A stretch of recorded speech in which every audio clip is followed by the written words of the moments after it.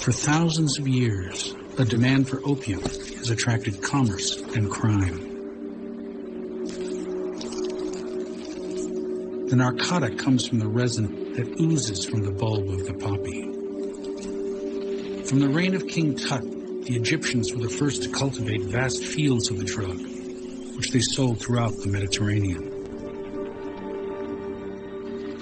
Alexander the Great expanded the market by introducing opium to India, where today it is still cultivated by hand. It's known for soothing pain, but carries the looming danger of desperate addiction. During the Inquisition, Catholic clerics called it the stuff of the devil. But its lure and commercial value were hard to resist.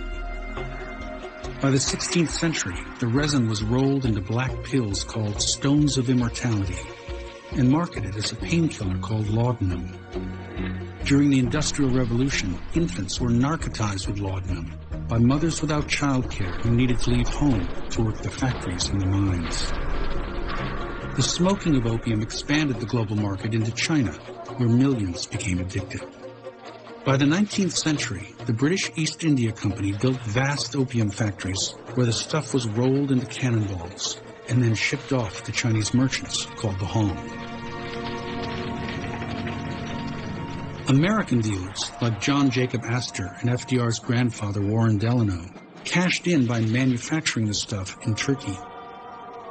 By 1839, opium was the world's most traded commodity. Concerned by addiction and overdoses, the Chinese emperor appointed a drug czar who dumped thousands of cannonballs of opium into the sea.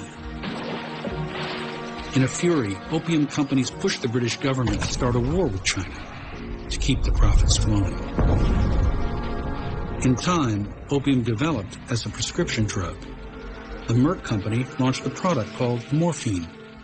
Bayer introduced a cough suppressant called heroin. When addiction rose to dangerous levels, the U.S. made heroin illegal, creating a new global crime business dominated by the Italian mafia and Mexican cartels. Big Pharma turned to the mass manufacture of other opium products like morphine and oxycodone and learned how to mechanize the process. They created a demand for narcotics, addicting millions of men, women, and children, which in turn fueled the illegal drug trade, from pill mills to heroin dealers to illegal fentanyl factories. The terrible truth is that the business of criminal cartels and pharmaceutical companies is connected. Together, they generate $100 billion of income a year by cultivating and catering to a desperate need for opioids. That business model has a terrible cost. Within the last 20 years, more than 500,000 Americans have been killed by overdoses.